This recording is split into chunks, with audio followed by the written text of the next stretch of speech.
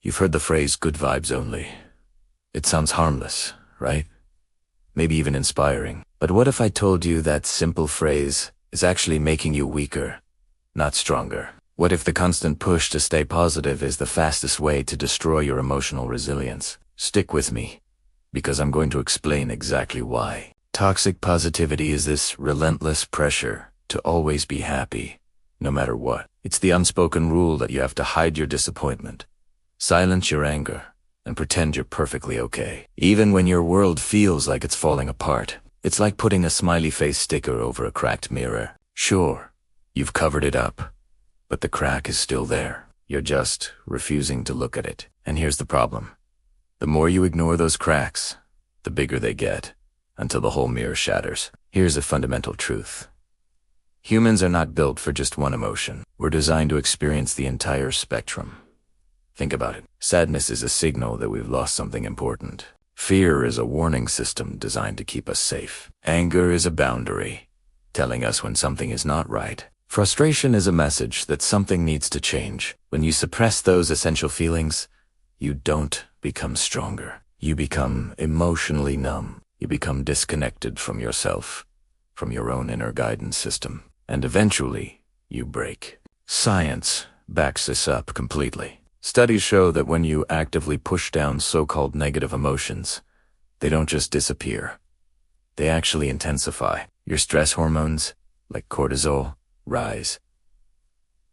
Your anxiety levels grow. Your emotional bandwidth, your capacity to handle life, just collapses. Imagine trying to hold a beach ball underwater. You can do it for a little while, but it takes immense effort, and at some point, your muscles will give out, and that ball is going to explode upward with incredible force. That explosion in your life, it looks like sudden arguments that seem to come from nowhere. It looks like burnout, where you just can't function anymore. It looks like breakdowns, those overwhelming emotional outbursts that feel completely out of your control, but they didn't come from nowhere. They came from everything you refused to feel. So, what is real strength then? Real strength isn't pretending everything is fine when it's not. Real strength is having the courage to say, I'm overwhelmed, I'm hurt, I'm scared. Real strength is admitting, I'm not okay right now, but I'm trying, and I'm going to get through this. You see, emotional intelligence isn't about being positive all the time. It's about being honest with yourself. It's the courage to sit with discomfort, to actually listen to what your emotions are trying to tell you, and to process them instead of avoiding them. That is how you grow. That is maturity. That is real power. Now, how do we break free from this cycle of toxic positivity? It starts with a few simple but powerful shifts in your mindset. First, replace the phrase, stay positive with be real. You don't have an obligation to be happy for anyone, including yourself.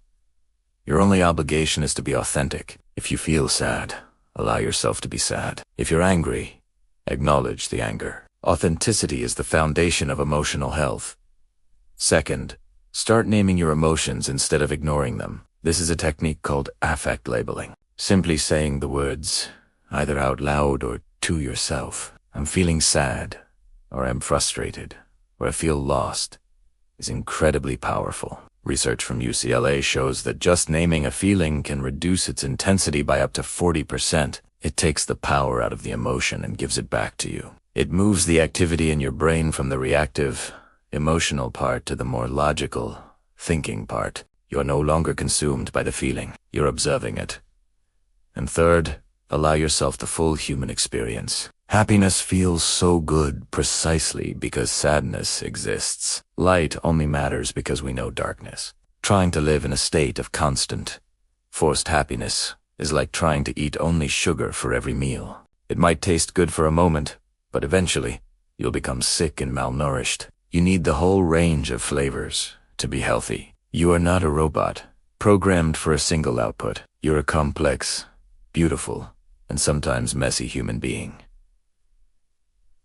It's time to start acting like one. So, I want you to stop forcing positivity. Instead, start embracing reality. Your emotions aren't the obstacle getting in your way. They are the roadmap showing you the way forward. They are your internal compass, pointing you toward what needs attention, what needs healing, and where you need to set boundaries. By learning to listen to them, you become your own best guide. If this message hit home for you today, please share it with someone you know who might need permission to feel again. We all know someone who's trying too hard to hold it all together. And remember, you don't need good vibes only.